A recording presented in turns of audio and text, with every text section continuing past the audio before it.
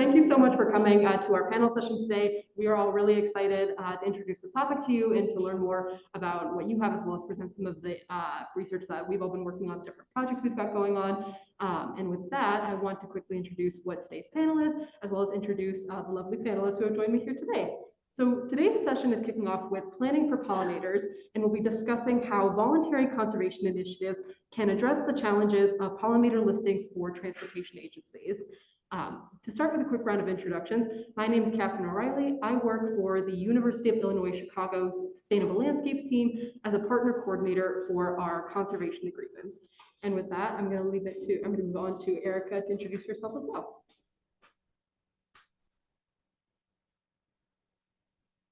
Good morning, everyone. My name is Erica Christiansen. I'm a wildlife biologist with Stantec Consulting Services. I'm based in our Wisconsin office, and I support both departments of transportation and energy companies in their enrollment into the CCAA and also their implementation.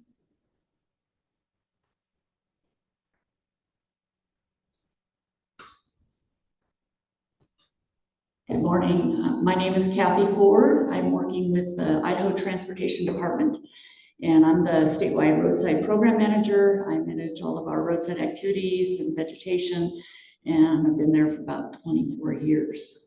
So I'm going to go ahead and let the last panel present. All right, my name is Chris. I work at Minnesota Department of Transportation. I'm a wildlife biologist by training. I work in our central office. And yeah, look forward to the conversation this afternoon, or this morning still. Thank you so much to all the panelists for introducing themselves. Before we get started today, I quickly just wanted to overview some of the logistics of today's session. We are going to be starting with presentations from each of our panelists. And so we will be starting with Cathy. I will be moving on to me next, and then Erica will present, followed by Chris, as well as Katasha, who I'm just now realizing. I also forgot to introduce our final panelist, who is remote today. Katasha Cornwell is the interim director for the Office of Environmental Management over at the Florida Department of Transportation, and she will be joining us virtually today for her presentation.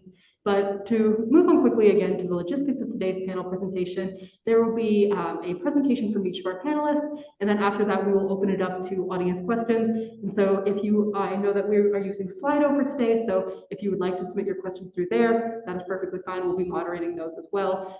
If you also want to just raise your hand and ask questions that way at the end of today's presentations, that would be perfectly fine too. And so with that, I'm going to hand it over to Cathy, who's going to kick us off today with her presentation on the work that Idaho DOT is doing. All right, I'm going to go ahead and present to you on challenges that DOTs are facing with just normal activities that we do, as well as adapting to and including pollinators. So some of the challenges that DOTs face include our number one, which is safety and providing safe transportation systems. This is in regards to looking at providing safe vehicle recovery zones, minimizing or reducing hazardous trees, minimizing wildlife collision, as well as minimizing or looking at wildfire mitigation and natural disasters. We also manage our road systems for invasive species and noxious weeds. We also continue to disturb areas within our road system. So we are managing poor soils a lot of times, or soils that aren't well suited for pollinators, whether it be soils that are depleted of nutrients or a compaction, or just managing the invasives that go with that. And then we have inconsistent right-of-way management strategies, whether it's lack of funding and resources, or whether it's the timing of our activities.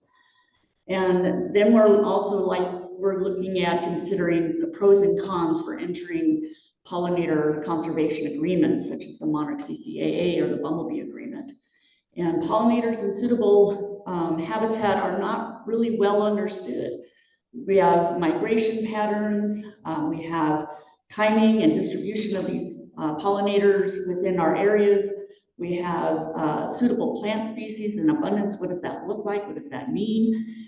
And then again, vehicle insect collisions and safety. So thinking about pollinators and how that influences our road systems, thinking about the pros and cons, our maintenance section or doing maintenance activities, some of the things that we have to think about and consider is whether or not we enter into these pollinator agreements, and some of the cons with that if we don't. So maintenance activities can be prohibited or restricted near pollinator habitats or host plants for pollinators. Added costs and risks for conservation agreements. So we have increased section 7 and 10 consultations, added avoidance measures or mitigation for state and federal projects, as well as our routine maintenance activities. We also have added time for documentation and coordination with other agencies, and delays in projects and activities. And then you bring in the endangered species listings. We already have several butterflies and bumblebees listed already, and more coming up through the pipeline. So they're constantly looking at, they're a concern. They're also a main focus within the Endangered Species Act. And we have upcoming listings. You know that most of you probably have heard the monarchs in a petition to be listed, but we also have the western bumblebee that's in the works, and we have Suckley's bumblebee and some other species specific to the Pacific Northwest. So I'm going to focus a little bit more on the western state challenges. For the western states, we have limited host plants or nectar resources, including the milkweed plants that are on our road systems. We have random monitoring plots that may not even intersect with pollinator habitat. And again, we have timing of blooming period of these plants with our monitoring activities. So our western states have limited resources and limited times to figure out all of this stuff, whereas some of the eastern side of the states have already gone through that and figured that out. So some of the conservation work that DOTs are doing include adaptive management strategies such as adjusting mowing, timing, and frequency. So looking at mowing on our right-of-ways to retain pollinator habitat, host plants, nectar resources, adjusting our mowing or limiting mowing to just the safety zone, clear zone areas, or whatever that may look like, whether it's 10 feet, 30 feet from the edge of pavement, 50 feet. There's looking at reducing and limiting that to specific areas. And then mowing outside the insect or in this case, like monarchs, outside of their migration period or breeding period. Then we also are looking at adjusting herbicide spraying. This includes limited or no spraying beyond the clear zones, such as the back slopes or biodiversity zones. So looking at doing spot treatments only for beyond that clear zone area. And spraying invasives and noxious weeds either before flowering or after flowering to allow flowering plants pollinators to utilize flowering plants within that time frame. And providing management tasks for special agreements. So in the West, or at least in Idaho, we have agreements with other agencies for fire mitigation, and that's looking at what those mitigation measures or plans are and trying to work pollinators in and around those. And then reseeding disturbed areas with native plants, and including nectar plants or flowering plants. And maintaining temporary set-asides for suitable habitat, which might be beyond the clear zone areas back towards our fence lines, looking at what native habitat we have, what native plants we have, and keeping those intact. And then again, a little bit more on adaptive management strategies. This includes maintaining the existing habitat and set-asides, It includes reseeding or revegetating with native plant species and providing native plant species, especially flowering plant species. This can provide a benefit for pollinators. And by looking at the species we use, we can provide a variety of blooming plants, variety of bloom times, or overlapping bloom times within our right-of-ways. And then looking at including host plants such as the milkweed plant that's important for the monarch to lay its eggs and for the caterpillars to feed on. And then nesting areas for bumblebees, and then roadside plantings we think should also include the diversity of different flowering colors, different flowering nectar resources, and overlapping bloom times. And with that, I'm going to turn it over to Cathy.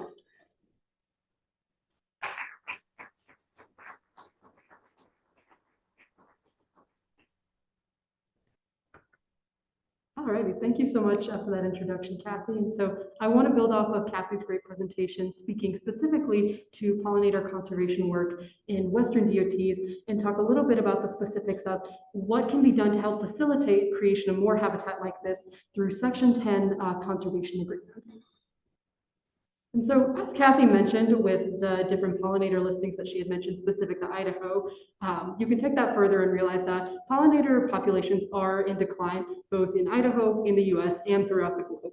Insect populations have declined by 45% in the last 4 decades, and many different species groups, many different pollinator species groups are facing their own unique threats that are causing population declines.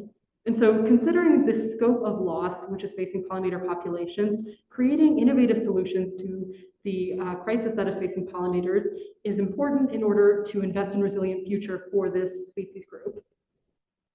And so, acknowledging the loss of pollinator populations and the severe declines that many different pollinator species were seeing, in 2015, the White House published a national strategy to promote the health of honeybees and other pollinators, which called for an all-hands-on-deck approach to pollinator conservation. This all-hands-on-deck approach wanted to emphasize the fact that involving more folks than just traditional conservation organizations was critical for creating a resilient conservation future for pollinators, which involved working with cross-sector collaboration efforts and public-private partnerships. Ultimately, they named a lot of different groups that were important to involve in this conservation initiative, including energy and transportation landowners, and to build on the fact that there are a lot of lands on these energy and transportation rights-of-way that can be used for pollinator conservation if managed properly. Building off of that call to action, the Rights-of-Way as Habitat Working Group was established in 2015 and is facilitated by the University of Illinois Chicago Sustainable Landscapes Program. Ultimately, the working group seeks to involve a lot of different sectors in pollinator conservation work, ranging from different agencies at the federal, state, tribal, and local level, as well as conservation and other nonprofits, technical experts, and importantly, energy and transportation organizations who are interested in the work of creating pollinator habitat and other habitat on their rights of way. And so ultimately, the working group aims to enhance and expand the habitat that's available on these rights of way for the purpose of creating innovative solutions to conservation issues and expanding the scope of people who are involved with these conservation efforts. And so part of the working group is this idea that we want to bring folks together who are interested in collaborating on these efforts and are doing, skill sharing work, building best management practices together, and identifying opportunities both for collaboration and ways to facilitate the process of making habitat creation easier.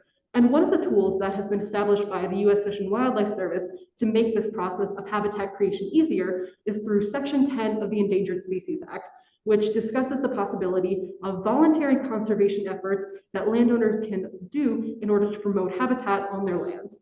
And so Section 10 of the Endangered Species Act specifies 2 different options for going about this voluntary conservation, one of which is habitat conservation plans, and the other which is conservation benefit agreements, or CBAs.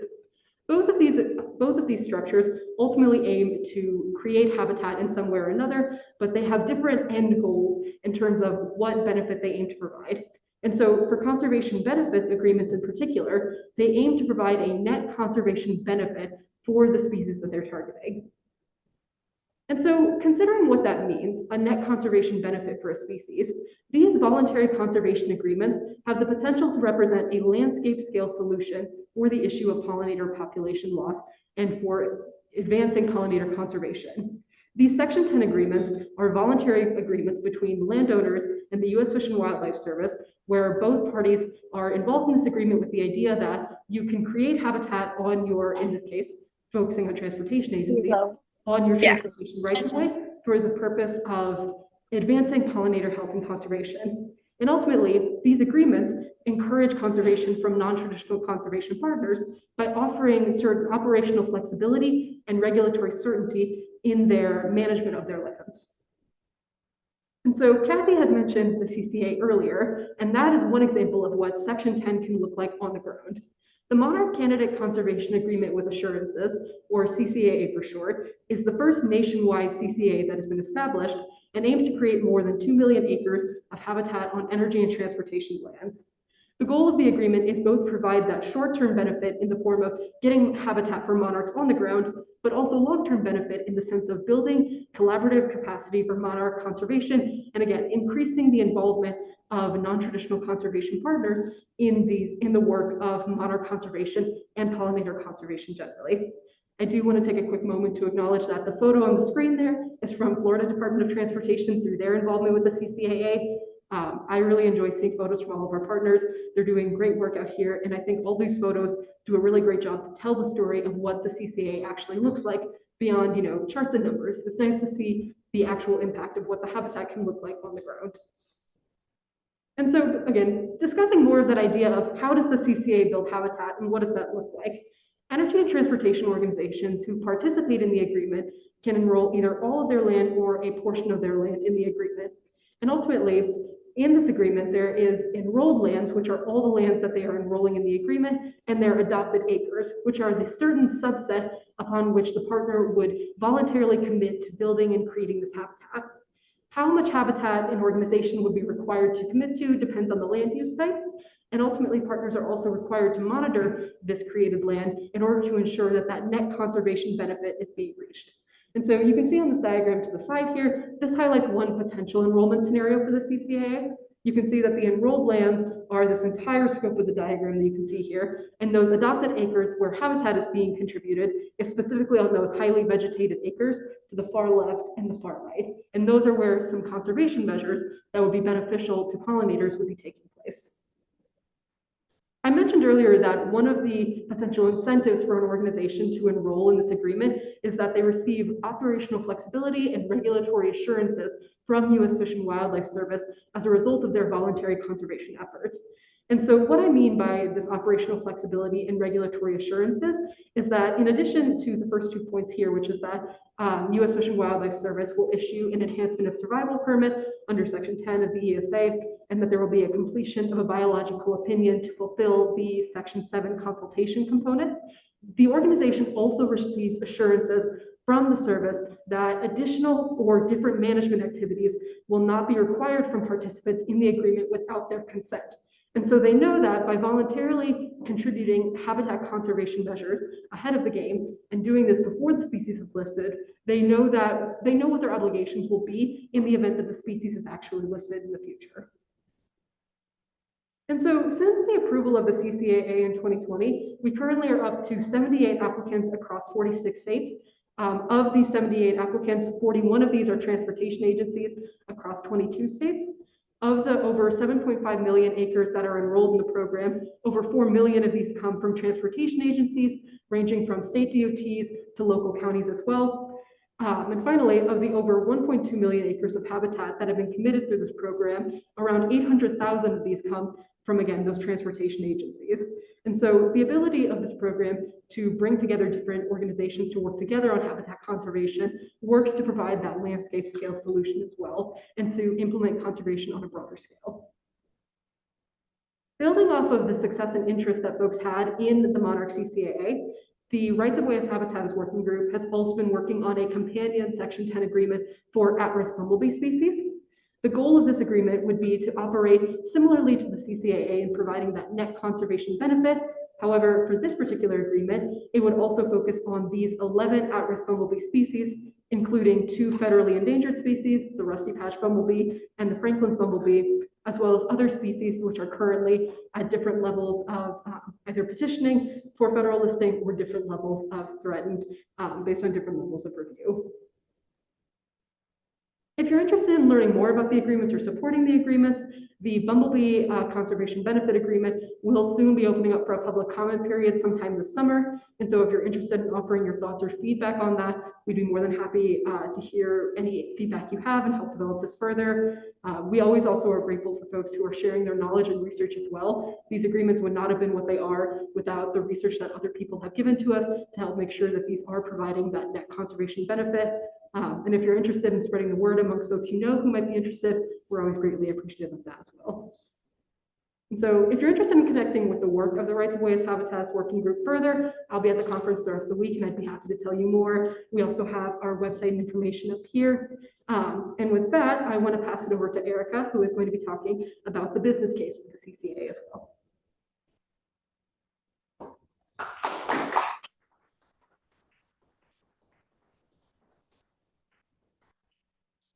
Morning, everyone. So like Catherine said, I'll be talking about why an organization would want to enroll into something like the CCAA. And given our topic today, I'm going to focus on monarch butterflies. They're a really hot topic at the moment. If you didn't know, they were proposed for listing as a threatened species by the U.S. Fish and Wildlife Service in December of this year. And so a lot of organizations, DOTs in particular, are interested to know what does that mean for them and what are their options ahead of this listing. So I'm going to talk about the CCAA in a little more detail today and highlight the key points as to why an organization would want to enroll into the CCAA. So as Catherine noted, the U.S. Fish and Wildlife Service finalized new Section 10 implementing regulations last year to simplify proactive conservation agreements on non-federal lands by offering a new agreement type called a Conservation Benefit Agreement. However, existing CCAAs or safe harbor agreements are still available if enrollment is eligible, as the case is for the nationwide monarch CCAA. So why enroll into a CCAA? The conservation of animal and plant resources on non-federal lands is important because many species rely heavily or even entirely on such lands. However, due to concern about potential land use restrictions that could occur if a species becomes listed under the ESA, some property owners have been reluctant to engage in conservation activities that encourage the use of their land or water by such species. A candidate conservation agreement with assurances addresses this concern by providing incentives for non-federal property owners to engage in voluntary conservation activities that provide a net conservation benefit to these species. So looking at the monarch butterfly specifically, the U.S. Fish and Wildlife Service published a species status assessment originally in 2020 and then updated in 2024 with this new proposal about the population of monarchs in North America and what that's looked like over the past few decades. The monarchs in their species status assessment were modeled to have a pretty high probability of extinction in the next 60 years. Monarch populations are divided into two population groups, the eastern population that migrates and overwinters in Mexico, and then the western population that overwinters in coastal California. And for these two different populations, the probability of extinction ranged from 56 to 74% for the eastern population, and then upwards to 99% for the western population. And so this species and the phenomenon of this migration is at risk, and it's been declining over the past few decades. The primary threats that have been affecting monarchs are largely attributed to loss and degradation of breeding, foraging, and overwintering habitat. Some of that can come from conversion of grasslands to other land uses, logging and overwintering habitat, and things like that. Additionally, exposure to pesticides and climate change are also impacting monarchs.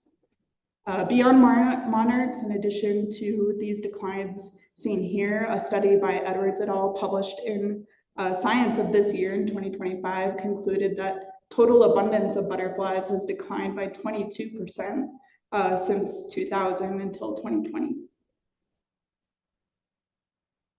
And so conservation is really imperative for these pollinators right now. We're seeing declines at a rapid rate that we haven't experienced before. And so something like a CCAA provides that net conservation benefit to species to provide that proactive approach before a listing occurs. So what does a net conservation benefit mean? The CCAA policy defines net conservation benefit as the cumulative benefits of the CCAA's specific conservation measures designed to improve the status of a covered species by removing or minimizing the threats to that species so that populations are stabilized, the number of individuals is increased, or habitat is improved. The monarch CCAA specifically programmatically addresses key threats to monarch butterflies on energy and transportation lands. This includes loss of habitat from land conversion, herbicide use, and mowing. By incorporating these conservation measures on specific proportions of enrolled lands, that net conservation benefit is provided. Monarch butterfly habitat, as defined in the agreement by milkweed density and/or blooming nectar plants, is created or maintained to provide conservation lift for monarchs.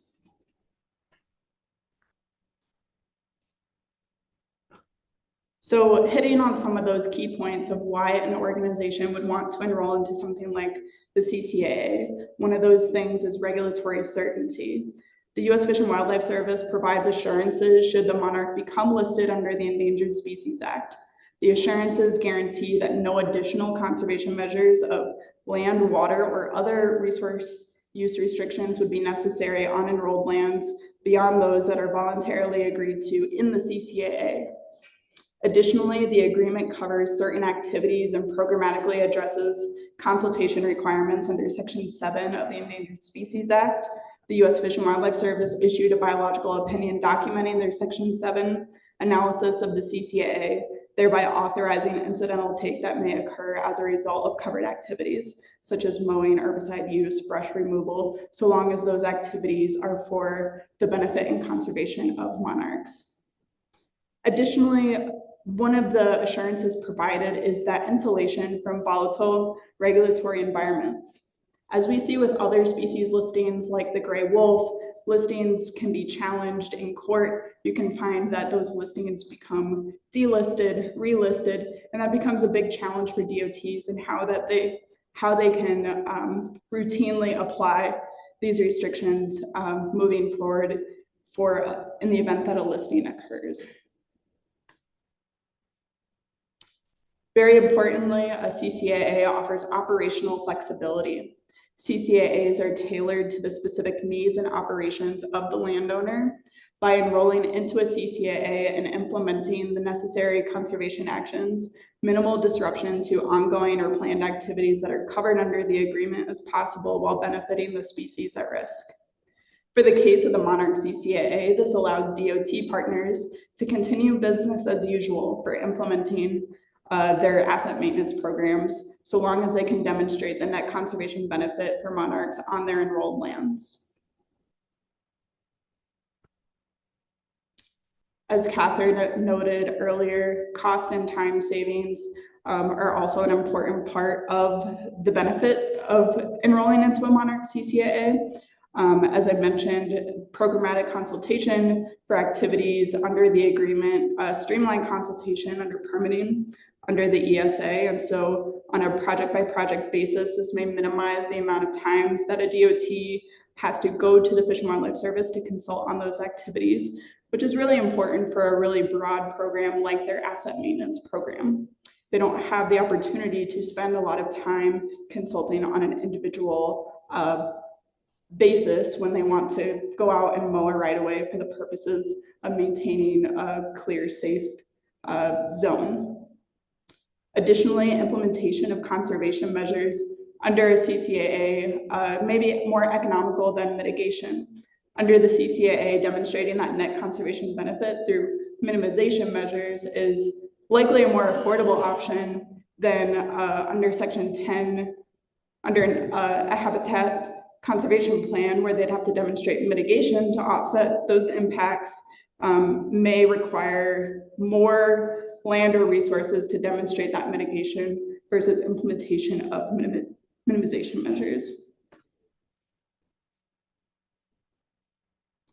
And additionally, as everyone's been kind of discussing here today, bridging those divides through collaboration, improving the public image and stakeholder relationships through implementation of the CCAA really has started a grassroots movement of promoting monarch conservation. And as Catherine noted earlier, we've seen that increase in participation both in the CCAA but also in other initiatives through our NGO partners, research projects, and other organizations as well. The license plates here aren't necessarily a depiction of DOT initiatives, but just the broad spectrum of the different plates here just emphasizes the importance of monarchs to both the public and for the purposes of species conservation. And lastly, just wanted to highlight as well that species threats don't go away when the political winds change. Something like the conservation, the CCAA allows conservation to continue regardless of those changes. If you want to connect, here's my contact information. Also, Stantec has a big presence here at ICOET. We have a number of presenters talking this week. And so if you want to see our other presenters, you can go to this QR code and check us out.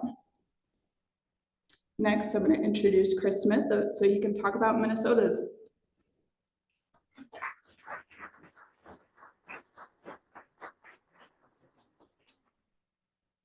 Great. Thanks everybody for coming to the pollinator session here. I'm glad to see the full room. Do we have any entomologists in the room? Raise your hand. Are you willing to out yourself? So a few of you. So do help me out. I do have an entomology background, but it's been a while. So if I get anything wrong, call me on it.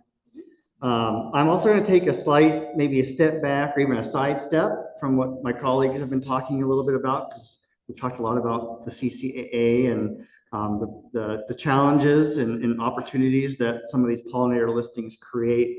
And I want to talk a little bit more about the, should we or why we should really think about habitat in our roadsides for our pollinators. And so hopefully this won't be too big of a surprise, because this is a biology, ecology focused meeting, but insects and really invertebrates more broadly are really the foundation to a lot of our ecosystems. And we continue to hear, whether it's at ICOET or, I'm trying to find my little pointer here, or other kind of wildlife, non-transportation centric conferences, we tend to, you can't read this, but this is birds, and yet we study the heck out of birds, and you can probably get a sense for where I stand for the birders out there. But really it's all vertebrates are a pretty small proportion of the overall biomass in our world, quite frankly. And then, plants get a lot of attention, and I like to say, well, you know what? Vertebrates are a bigger part of the equation than even our plants. And our plant colleagues, and I have a lot of good friends that are plant biologists. They're like, plants are the keystone. They're the most important thing. It's like, it's everything that's eating and living among the plants and soil. So I just wanted to stress that these groups that we're talking about are super important. And even if you don't have a personal ethic where you feel like they should exist for their own sake, hopefully because we all eat and consume foods, that a lot of these insects provide important ecosystem services, whether it's crop pollination. In some parts of the world, insects and invertebrates are actually an important part of the diet. They're an important protein source. So there are other economic reasons to care and try to do right by our invertebrate friends. And then last but not least here, and we heard Ben Gofar talked briefly about it earlier that, we don't often think about roadkill and invertebrates, and we probably should. And this issue dates back several decades, and I'd be happy to dive into it at some point why insects are so understudied, but they really are understudied. And the wildlife discipline has started to acknowledge that wildlife researchers, they've been up here focusing on birds, mammals, and other vertebrates, largely to the exclusion of our invertebrate folks, our invertebrate species.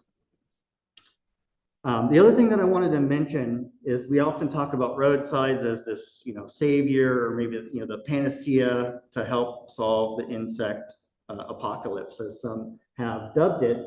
And it's important to know that because insects and invertebrates really are a super diverse group of organisms, that, when you say insect, you're talking about a lot of things that are super different, and how they might respond to what we do and where we, put habitat is going to then vary considerably across the different species and taxonomic groups that comprise this very large group of organisms. And without, having a full-on entomology lecture here, there are different, life cycles, life history strategies, and entomologists would say, there's complete metamorphosis and incomplete metamorphosis. And then we know we have things like solitary species and then social species. So insects are super fascinating, and some of the groups are social, right? And bees being kind of the ones that are most familiar to folks, but there are other social insects, including some of our beetles that are actually social. And so when we think about conservation and roadsides and roadkill of our invertebrates, are we thinking about it at the individual organism level, or are we thinking about it like at a colony level?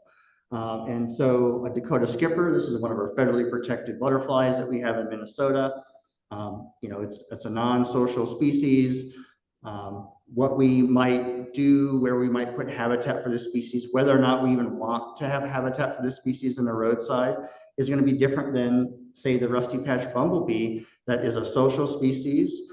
And really, you should, I would argue, think about the colony as the focal organism, not the individual. Workers, in this case, this is a male, but workers are somewhat disposable. That's their role, but the queen is definitely not disposable. And so that can impact whether we have, say, early spring floral resources or late fall floral resources in our roadsides, which are going to then be more likely to attract those queens, which have a disproportionate large role in that colony's, whether it even forms and persistence. And there is some good research out there, but you have to mostly dig into the entomological research and not kind of your typical wildlife journals. And research looking at the effects of grazing, haying, and fire can really help us as roadside folks, whether you're a roadside manager or someone working kind of more from the regulatory side of things. But there's a lot of good research out there that helps you make better decisions on whether or not, do we add this, plant species to our seed mix that might attract a species that's imperiled, maybe draw them from, which I'm kind of getting ahead of myself, but do we draw them from maybe a core habitat to our roadside or not? And I think hopefully my take home here in a moment is going to be that it's going to depend on the biology of the species. And so there's no one size fits all.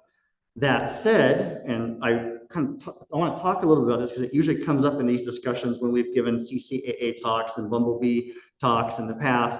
Well, should we even be doing this? Is it on net a good thing or a bad thing? And again, it's going to depend on the species. So I need to know what species you're asking about. But it's also going to depend a little bit on where you are geographically. So we heard from Cathy in Idaho, what you do in the desert might not be the same as what you do in the east. In Minnesota, for example, monarch butterflies are in our roadsides, whether we want them or not. And there is some research, although we need more research, that suggests that if we increase the diversity of floral resources in those roadsides, that we can actually then reduce some of the negative consequences of those species in our roadsides. But again, that may be true for monarchs or other maybe multi-generation, highly mobile species. but it may be a different outcome for a bee or a rare skipper or something that has just very different biology. And so, unfortunately, biology is hard. I think we all know biology is hard. I like to joke, people are like, well, it's not rocket science, it's harder than rocket science. Rocket science is math and formulas, and it works. Biology is a whole bunch of unknowns and, you know, poor sample sizes and things. So, you know, biology is harder than rocket science. Don't let anybody tell you the difference. But we need to think about these questions. And again, roadsides are not a panacea, but I do think there's enough evidence, and we're continuing to get evidence that roadsides do play a role. And for some species, they are going to be part of the solution, and other species, maybe not. And a good example for those who maybe don't know your bugs, monarch butterfly, charismatic. Everybody hopefully knows what a monarch butterfly is. This is our regal fritillary down here. Superficially, they look really similar. They're in the same family of butterfly, but life history-wise, you know, they couldn't be further apart. Well, they could be a little bit further apart, but they're pretty darn different organisms. You have multi-generations, single generation. You have both are kind of specialists on a certain type of plant. One migrates, one doesn't really migrate, although this one will move pretty far. And this species, kind of interestingly, there's some evidence suggesting that restored prairies are actually bad for this species because its host plant, the violet, is rarely included in seed mixes for practical reasons. And yet this butterfly, even though it's a great butterfly, at least some populations, they kind of just randomly lay their eggs. They don't lay their eggs on their host plant, which is maybe different than the monarch, which lays their egg on the host plant. And so this species just kind of spreads its eggs out, and those little tiny little caterpillars have to march through the prairie and find its host plant.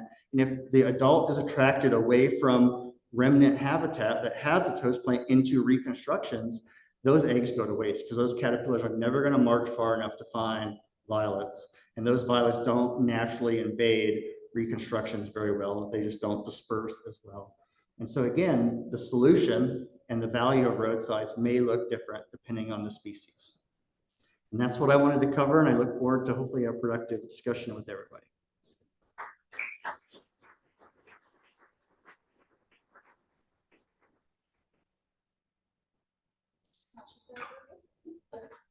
She should be able to unmute.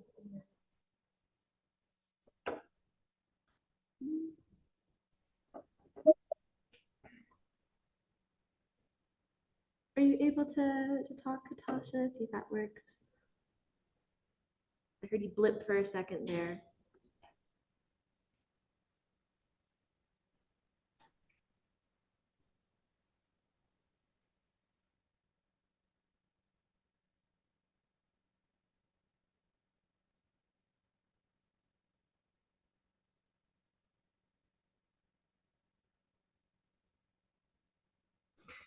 Katasha, you should be pinned. I don't know if you look like you feel free to unmute, and I think you're able to share the slides as well yourself. I don't actually have the slide deck, so I was hoping Catherine could, advance my slides for me if possible. Of course, yeah. Great. But thank you. I guess, can you guys hear me okay? I didn't have a chance to do a sound check ahead of time.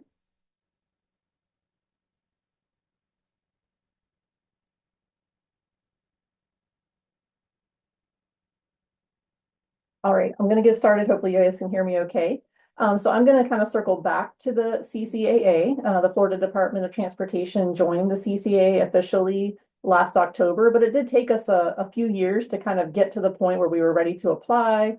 And, we're continuing to work on how we're going to implement the CCAA. So I'm going to touch on a little bit of the sort of more organizational challenges. Cathy, I think, touched on some of the, more technical challenges in the field. And I'm going to kind of go a little bit different: lessons learned and challenges, best practices, and then innovations. So next slide, please. Thank you. And I think here I'm going to start touching on the organizational structure first. So at the Florida DOT, we are decentralized. We have a central office, which is where I'm at, and we're in my environmental management office, we're the ones kind of spearheading the CCAA. And then we have 8 districts that kind of implement projects and program things like the wildflower program that we have here in Florida. And within the districts, they have even sort of smaller units, like operation centers and that sort of thing that do a lot of the boots on the ground work. So as you can imagine, communicating through those levels of organizational structure can be challenging sometimes. And kind of going back to that first bullet, availability of information, what we recognized pretty quickly when we were working towards the CCAA application is that, one, we didn't necessarily even have a good handle on the total amount of right-of-way that we have in terms of being able to quantify that and looking at the enrolled lands and adopted acres. So that was a challenge that we had to work through. And then even going forward and understanding where wildflowers are on our roadsides was challenging. There's a lot of institutional knowledge that maybe people in smaller units know, or maybe they've mapped themselves, but it's not necessarily readily available at a agency level. So that's something that we've been working on really hard here in the last year or so, was to kind of get that information mapped in one area where it's more available to everyone. And then kind of thinking still about that district level organization, we have varying levels of interest throughout the organization. There's some districts that have really robust wildflower programs, and other districts that may have tried things in the past, but because maybe they weren't super successful, that sort of interest level has tailed off a little bit, and they do what they have to do, but maybe it's not a robust program that's really providing a lot of wildflowers on the roadside.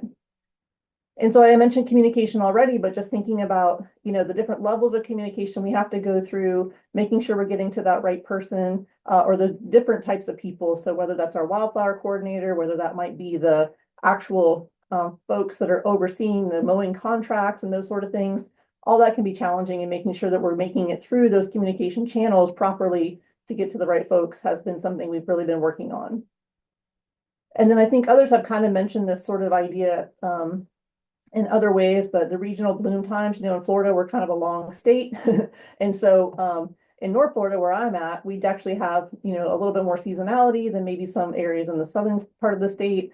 And so just kind of understanding when and where those wildflowers are going to be occurring, when it's a good time to go out and do some of those monitoring events, has also been a challenge. So next slide. So one other thing that has been kind of interesting to realize here over the last couple of years is the common understanding of what even just a wildflower is. And so, we spend a lot of time and effort on our maintenance with our maintenance groups, putting out actual wildflower seed and, growing wildflower areas, but we have a lot of naturally occurring wildflower areas on our roadsides as well, but not necessarily everybody thinks of those naturally occurring areas as wildflower areas. They might just think of those as, areas that can be mowed on a regular basis. So trying to get the focus off just those showy flowers, maybe the coreopsis, our state flower that you saw on the license plate that Erica had, or maybe some phlox, or even crimson clover and a few other species that might, show up really nicely where people want to pull over on the roadside and take their picture. We have a lot of other nice wildflowers, or maybe some that people wouldn't consider quite so nice, like Biden's alba. And we had to work with our maintenance office to kind of get that off of their list of species that are considered not appropriate for the roadside, because they're really good pollinator plants. But in the past, again, they were kind of more weedy and caused some maintenance challenges. So working with them to develop, again, that common understanding of what's supporting the pollinators has been really helpful. I kind of mentioned this on the last slide, but also, what roles do each of the stakeholders have? The wildflower coordinators might be getting wildflowers out there on the landscape, but the contract folks overseeing mowing contracts may not always be coordinating with those folks either. And so making sure everyone's on the same page and understanding their roles and why we're putting this wildflower habitat out on the landscape is really important. So some of the kind of moving into lessons learned, some of the things we've realized is that highlighting achievements at the district level has worked really well, because it creates a little bit of a competition. So instead of the central office telling folks, hey, you need to implement this, or you have to do these things, highlighting achievements in one area and making opportunities for districts to share amongst themselves, again, kind of creates that competition and also helps them understand who their counterparts are. So if they're having a certain challenge or encountering a problem, they can reach out to somebody else in the state doing the exact same thing if they haven't had those opportunities previously. And then really finding those champions. That's the one thing that we've really been working on here lately, is recognizing those champions and giving those champions opportunities to get out in front of other people and show off what they're doing. Because again, it not only highlights the importance of the wildflower program as well as the efforts for the CCAA, but it kind of creates that competition for people to, maybe think about bringing their programs back up to that same level if maybe they've had some challenges in the past. Next slide, please. So a few best practices that we've encountered, and I think this was mentioned a little bit previously with regard to partners, but reaching out to academia as well as some of our non-governmental organization partners throughout the state has really helped us to not only get some additional information, but kind of create those contacts where we can get some expertise that maybe we don't have in-house. And I'll touch on some of the research that we're doing here with the University of Florida on my next slide. But when it comes to those districts and thinking about some of their best practices, our District 2 office, which is really kind of in the northern part of Florida, kind of think Jacksonville over to the West Coast, they've created this wildflower summit. So they bring together all their partners, their mowing contractors, their wildflower coordinators, and each year before the mowing season starts and when the wildflower season really starts, they talk to their staff about why are pollinators important? Why are we joining the CCAA? Why are we trying to promote these wildflowers on our right-of-way? And it goes back again to some of the things that Chris was talking about with regard to, of course, there's a lot of aesthetic reasons, but agriculture is really important, and these pollinators play a big role in that side as well. So they're really trying to reach those boots on the ground and using really easy messaging. So they have this don't mow between Valentine's Day and Memorial Day messaging that they put out to their folks. And this has seemed to work really well for them. And I kind of mentioned this on the previous slide, but just creating some internal opportunities. So we've been starting to do peer exchanges amongst the folks like in our District 2 office who have a really good program with those folks maybe in other parts of the state that want to do something more and are trying to learn, but need a little bit of that peer-to-peer support. So that's been another really good practice that we found here in the last year or so. Next slide. So this is just touching on some of the research that we're doing with the University of Florida, and I believe Dr. Jarrett Daniels is at ICOET presenting, so hopefully you'll be able to catch some of his presentations as well. But in this particular project that we're working on with him, he's looking to cultivate and plant 9,000 milkweed stems on our right-of-way. And it's going to be over a 3-year period. So this is our second year right now, and they're seeing some early success, but they're really trying to decide if maybe planting 1-gallon plants versus plugs is providing better survivorship. And they're also looking at using some biodegradable root polymers to help establish the plants better and determining if that's really effective or not. So we're excited to see the results of this project when it's done next year. Next slide, please.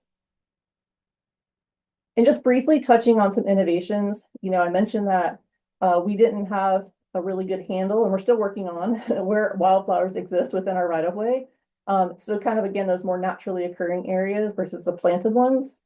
So our survey and mapping office has what's called an image box, which you can think of it kind of like a Google camera that, you stick it on the front of your car or your van and you drive around, and it collects imagery.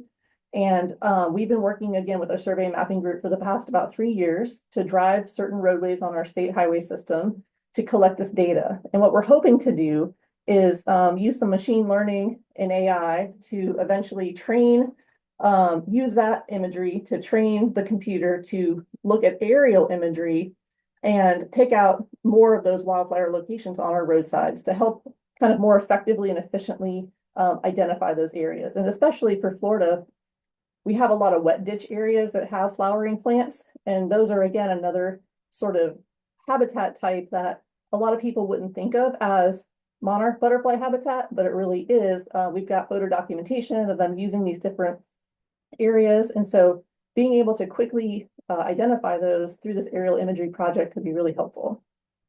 And lastly, something that folks might be familiar with, we're using quick capture. So as folks are out and about in the field, they can just grab quick photographs and attribute data for where these wildflowers exist. Next slide, please. So kind of just in closing, we've been trying to keep doing new things, trying out new systems and tools and talking to new folks just to try to see how we can better collect the data that we need to collect, how we can better implement our effectiveness monitoring, because we're learning things all the time. Identifying those champions, again, has really been a key for us to help to spread the word and start getting folks more interested and engaged in our program. And then kind of finding those experts, as I mentioned, with Dr. Daniels and others throughout the state to help us implement the CCAA or build on the habitat that we have in our right-of-way. And then really just using those resources, right? So reaching out to other partners within your department. Again, the GIS and survey and mapping group has really been beneficial to us to help, figure out how we can use technology to better support our monarch butterfly program as well as our wildflower program in general. So with that, I appreciate the opportunity to be here with y'all today and look forward to any questions that you have.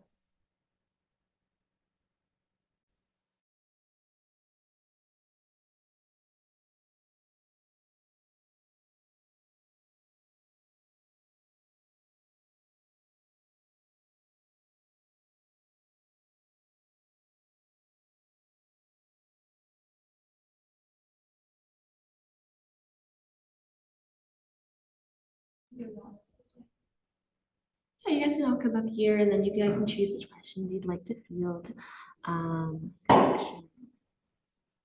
Say with that, thank you all for sticking around for our presentations. And now we're going to open it up to some questions from the audience. So we have some questions I know that have been submitted through Slido, but I also, in case people want to ask questions, raising their hand. Yeah, we're happy to take any audience questions that you have, and I'll be passing around the microphone as well.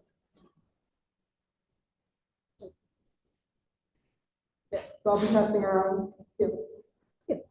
Sure, I don't need the mic. Thank you all. It's been very informative. I'm curious, many of us, likely aware, the Trump administration is moving to change the definition of harm under the endangered species. This represents probably one of the most fundamental undermining of the law in 50-year history, and completely derails Senate programs like the ones you all are sections. So I'm curious, in your opinion, and maybe what you're hearing on the inside, how that would directly affect CCAs or the processes that are already underway, these CCAs we have established, and what that looks like moving forward. And do you mind repeating the question too? That way people can hear it online, if that's okay. Just Just to repeat the question for folks online, the question was, given the Trump administration's recent push to change the definition of harm as defined under the Endangered Species Act, what could that proposed change look like for conservation agreements like the CCAA?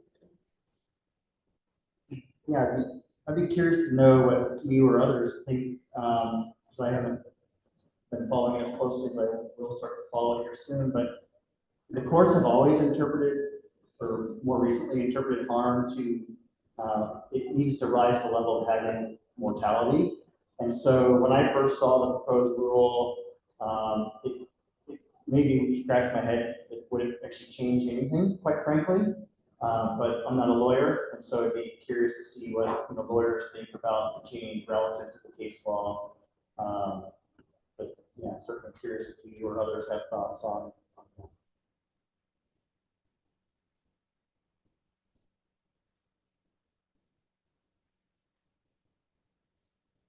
I guess just to reiterate some of the points made earlier, I think this exact scenario is exactly why so many DOTs and energy companies are interested in joining something like the CCA to provide that insulation from these regulatory changes. So even if regulations do get changed and finalized, we've seen over the last 4 years, 8 years plus, these ESA regulations and NEPA regulations have been bouncing back and forth. And so the goal of this CCAA program is to ride that wave, provide flexibility for those enrolled. I don't know how we want to give Katasha the opportunity to. she should still be able to unmute if she would like to respond. And hopefully it should still work. And then we also do have some questions from the Slido. So one of the questions is there a plan to expand the CCAA to include coverage for new roads?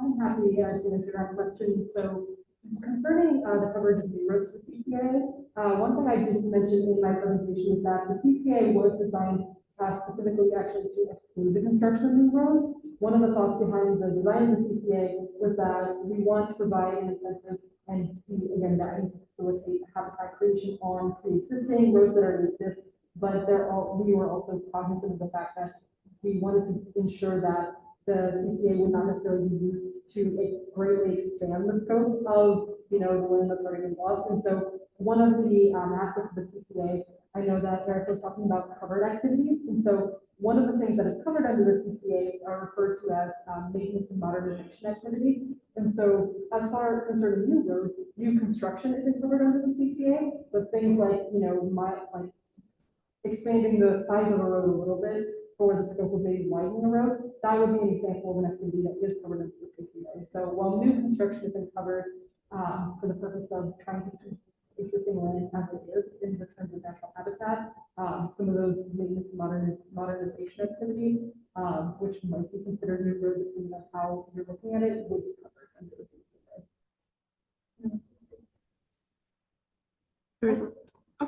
Or we can alternate, yeah. I was just gonna say, so there's, yes. Oh, no worries. You have a question in the back, would you like to mic? I'll take the mic just. Oh, okay. Sorry, I'm bringing it back to the take and the harm to habitat question, because I think what's tricky is that you have to demonstrate take in order to enact those protections without the protection of habitat, and that seems like it would be particularly harmful to our invertebrates, where is someone to go out and find a big bumblebee and say, oh, gotcha. It's not going to happen. We find that with bigger species as well. And so in these cases, harm to habitat is analogous to harm to this.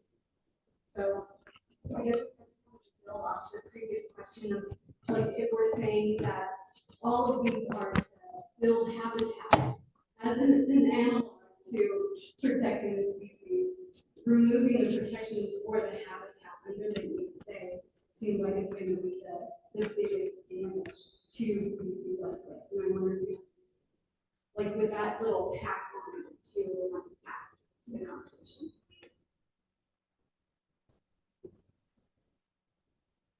One thing to add, and I think going back to Teresa's point about the uncertainty, that's a big piece of this. But so with Rusty Patch Bumblebee in Minnesota, where I'm located, the service, when they released some of their more recent guidance, one of the things that they did is they actually estimated take using habitat impacts as a proxy, but it's still actually like a take number. And so basically, if we impact more than X number of acres, take is reasonably certain to occur. Now, it doesn't get at the nuance of like, well, how do you prove that under kind of the burden of the ESA? But ESA uses things like reasonably foreseeable and things like that. So whether or not that would hold up if and when challenged in court is kind of like, it's unknown. But that's one thing that the service has done, and we use it that way in Minnesota with our field offices. We're using habitat impacts as a proxy of take, and that's all based on some assumptions of nest density and other things that give us if we impact 5 acres, we're killing these bees. And so they're not really regulating us on the habitat impact per se, they're regulating us on the foreseeable take based on the size of our action. So I don't know if that answers the question, but that's something that we're experiencing already with the Rusty Patch system. Also, just a heads up, I put the questions up there, so you should be able to see them if you want to pick one of those and then Thank you so much. yeah. And I guess just for the sake of discussion here, just a distinction biologically of butterflies versus bumblebees or other pollinator species. I don't think you can remove the impactful habitat for butterflies since they're using host plants. And so if you're impacting a host plant, you're more likely than not to be impacting eggs and larvae. And so then you do have that take of individuals. Whereas with bees, it is more challenging if there is not a host plant component of it. And so what we've seen in the Midwest is that, as Chris was saying, the habitat survey of what that take population looks like. And I think we're all kind of waiting to see what does the Section 7 guidance look like for something like on our listing. And these are starting to ask those questions. Some of them are starting to get conference opinions for their construction projects. And, we just don't know at this point. And as a group of the Rights of Way Habitat Working Group, we're trying to stay on top of that and ask those questions so that we can be as best informed as we can.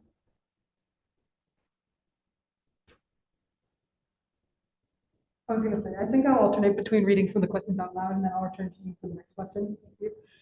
So someone had asked a question of, with each new insect federally listed in your state, do you have to redo your CCA agreement or does it cover all potential listings?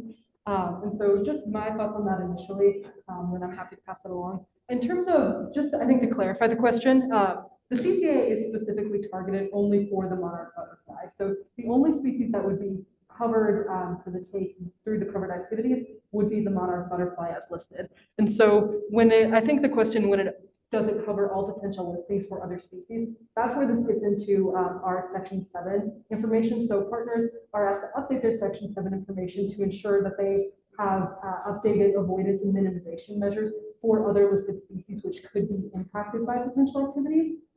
That I think I'll open it up if anyone here wants to speak. Sorry, I should speak. Mike, if anyone on the other panelists would like to speak more to those Section 7 requirements as well. Cool. I think I'll go for you first. Thank you. So this sort of gets to the harm abatement, but also kind of what states can do to respond to that. So, of course, states all have their own state endangered species acts and laws, and Colorado actually just a couple of years ago through legislation expanded the management authority of Colorado Parks and Wildlife to cover threatened and endangered vertebrates and plants. So there are states that are kind of recognizing the need for this, and then Maryland actually passed a law last year that would require an annual update of the State Highway Administration's Pollinator habitat plan. So seeing some action at the state level on this, and so I'm curious from those of you working at the state level, if there's been any supportive, or if you can't speak to the not supportive, that's fine, but supportive state policies or funding sources that have kind of enabled some of the work that you're doing.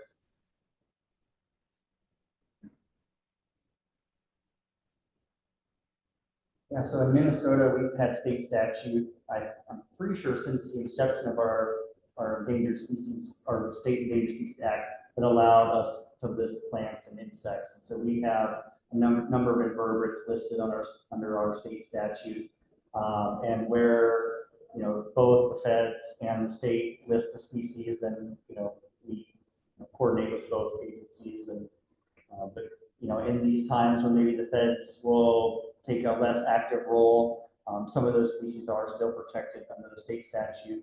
Although it's worth noting that our state statute doesn't protect habitat, it only protects individuals, and I don't know how common that is, but we have seen differences and kind of interpretation of that over the years. I think more recently, our state, without getting too far ahead of myself, we're seeing them interpret things more along the lines of like, well, if you impact enough habitat that take is, you would have a hard time rationalizing that take isn't occurring, that they're starting to regulate that. But in the past, they took a pretty hands-off approach. Unless you could find a dead thing, it wasn't then being regulated, which for insects is extremely difficult, right? It's hard enough to find, something that's endangered, whether it's alive or not, but then you kill it, it's, somewhere buried in thatch or something. You're not going to probably find a dead bumblebee or a dead little Dakota skipper in a construction site.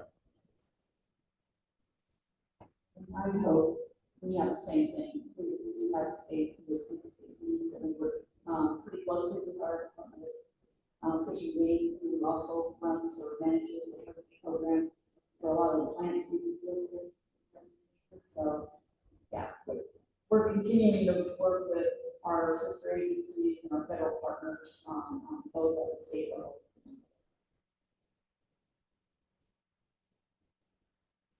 So I think I'll briefly read one of the questions that is up on the board right now. And so Helen had asked a question of, is there a list of database of invertebrate species and their host plants found anywhere? NatureServe might list some, but NatureServe comes to mind. There's also, I forget the name of the website. There's like North American butterfly website, and they do list host plants where known. This comes back to the research. A lot of host associations are not known, right? Or we know a couple, but there's probably more. So there are a few resources, especially if you have a species of interest, you can probably figure it out. Interestingly, there are like people that raise insects, including some of our kind of obscure and even rare species. And so in captivity, sometimes people figure out what things eat, through the trial and error. And so like zoos and other kind of keeper organizations are figuring some of this out too. Not aware of like a single website that has database that, but maybe it exists. There's organizations, there's society and other places, but not in one. Oh.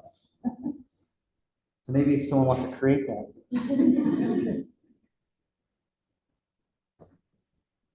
Oh, I think you would your name first. Hi, my name is Emily, and I really enjoyed your presentations today. My question pertains to the CCAA. So, in the consulting industry, the clients who obviously are trying to keep up with our stuff, just as we are, the changes and these federal protections. So it seems like a no-brainer based on your presentation to enroll in the CCAA. Seems like there's a lot of benefits to the clients that we work for, which is the energy industry. I mainly work on oil and natural gas linear projects, so a lot of right-of-ways and easements. So it seems like a great idea to enroll in CCAA, but I've noticed that our clients have been having some hesitation in enrolling in CCAA, and so I'm curious to know if you guys are aware of any cons to enrolling in this agreement, and what potential hesitations could be for enrolling in that.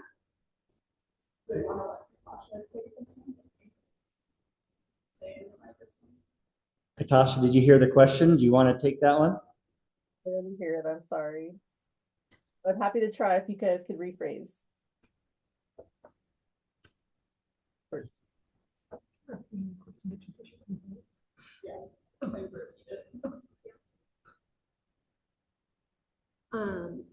Yeah, you can do it. Okay, yeah.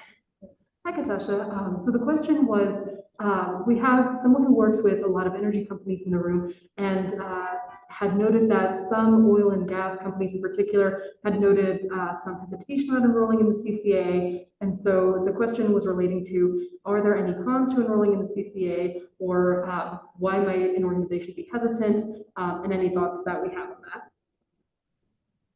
Okay.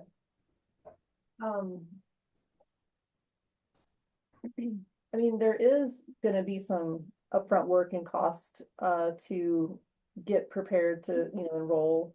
And I think there could be a concern that you have to do more. But I think, as Erica and Catherine pointed out, the intent really is to try to allow for folks to do business as usual, so to speak. And so the CCAA provides a lot of that flexibility to kind of outline the things that you're already doing, so that you can maintain that on a voluntary basis. But it may just be a little bit of education. I think that a lot of the utilities here in Florida, they have similar staff to the folks we have at DOT, looking to make their endangered species consultation, or hopefully maybe lack thereof, a little bit more efficient. And so maybe just kind of again providing some more of that education, or looking at some of the tools that UIC and has online might help with some of those conversations.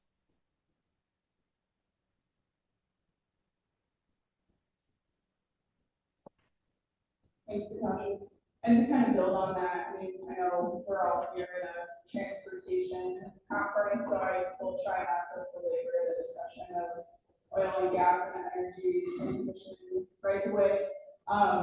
But some big differences that we see between those two sectors is, of course, with every transportation right away, you can access it right there, right along the roadside. Whereas when you have transmission lines, it might be miles inland that you have to go sample a point, and it can be a bit more labor intensive to follow the monitoring schema of the CCAA, which I know we didn't delve into too much. We'd be happy to explain that further if there's interest, or you can find us afterwards to talk more about that. But I think fundamentally implementation looks different for those sectors than it does for the transportation. Not to say that it couldn't be implemented, because I think we see the vast majority of enrollment especially early enrollment, was from those industries? I would say, from a DOT's perspective, I wouldn't call it a harm, but I would say that there's going to be added measures to fill. So everything from monitoring specific points and so many, places within our road systems and finding out where those are, travel, and there's people out there to monitor and collect data to reporting. So I don't see them as cons, but I see them as another way of utilizing or finding out how to get that accomplished within our. I'm just going to say real quick too, we do a lot with the energy, natural gas.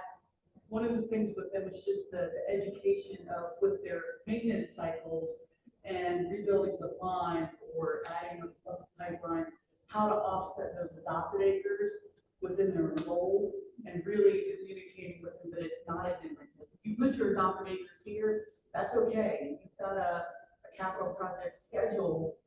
We can move those acres for you somewhere else, and we can be flexible with it. And once you explain that to them, I think it calms them down a little bit more open to it. Yeah.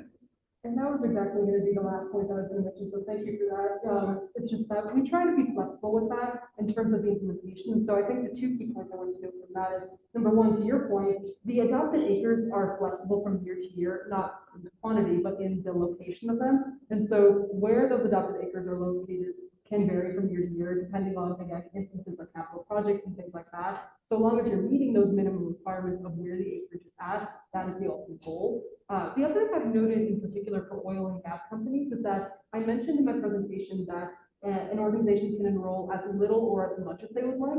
We've had a lot of oil and gas companies in particular start by enrolling small. So yeah, they'll enroll like a small amount of their acreage at first to test out the program, see how it works, and scale it from there. Because once you're enrolled in the agreement, you can change your enrollment acreage at that point on. And so just kind of getting your foot in the door, testing out the water, that I think is another way to kind of see what that initial, to your point, Cathy, implementation looks like. And go from there. I think we have more questions in the audience for the next slide. Okay.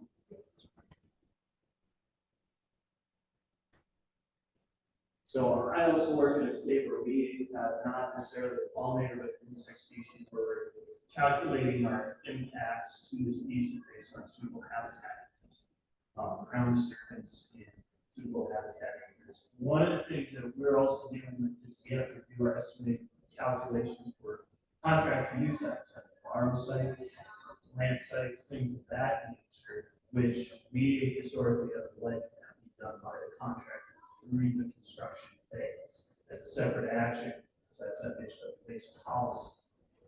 How is that going to impact the CCA if you have a road widening project that has borrow and has plant site on it? And then, this is covering that. Does the CCA cover those borrow sites if they use suitable habitat, especially with the contractor decision, not something that they're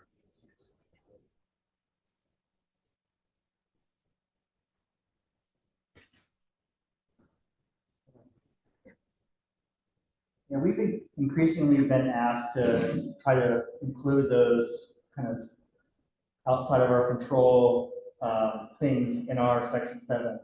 And where it's like known or foreseeable, like we typically do try to include that. As far as the CCAA goes, I don't know that it would cover those sites, but one thing that we did recently on a project where we knew that we were raising a road elevation considerably, we knew there could be a lot of borrow. And we gave a contractor, we said, hey, you can use this site, we cleared it. But you can choose your other sites. You can choose another site, but we won't let you bring in material unless you can prove you've done your environmental compliance. And they didn't like it, but it worked. In that case, it was for bats mostly, because we kind of heard through the grapevine that they wanted to clear an area, take a bunch of gravel. We cleared a ton of trees in an area with bats, and we're like, well, that's fine. You can do it if that's your choice, because their brother or somebody owned the property, kind of deal. But we said, well, you can't bring that material on our site until you prove it's compliant. And in the end, I think they mostly used our site. Because we cleared it. So, all right. But yeah, I don't think the CCA would cover that. So then in Minnesota, we would at least say, well, then you need to clear your own site if it's a contractor selected site. Yeah, one other thing I would add is that we have material sources of markets that are not active, and that's one of the things we're looking at including as some of our acres. They're not being actively used, and we can revegetate and add mega resources and milkweed or whatever to include in the final reclamation plan for it. And we were looking at.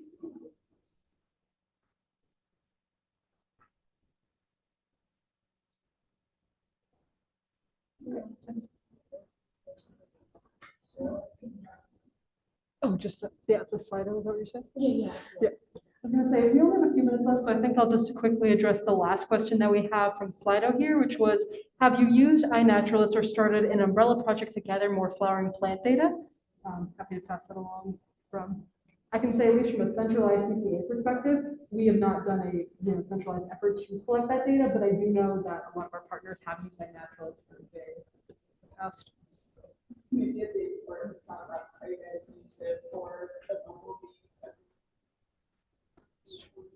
Yeah, I was just going to add, like, we do use those sorts of data sources mostly for observations of, like, in my case, rusty patch bumblebee, since we can learn about locations prior to them being kind of folded into some of the federal databases. But we haven't used it from like a plant specific point of view yet. Thank you for that note, Erica. That is a good thing to mention. In the development of the Bumblebee Conservation Benefit Agreement, we worked a lot with researchers to try and collect some of that data about where bees have currently been found. And so there is a resource that I did not have on my slides, but is publicly accessible on our website. It was developed with the Xerces Society, which highlights the range occurrences, which used, to my understanding, community science data and other data as well to inform knowledge of where the ranges of those 11 targeted bumblebee species would be at. So that information should be linked on the Rights Way as Habitat Working Group website. But yes, to your point, the data, especially for bumblebees, which I think to Chris's point, they lack as much research as some of the more charismatic species like monarch butterfly. Community science data is very valuable in helping to determine some science or where these species are.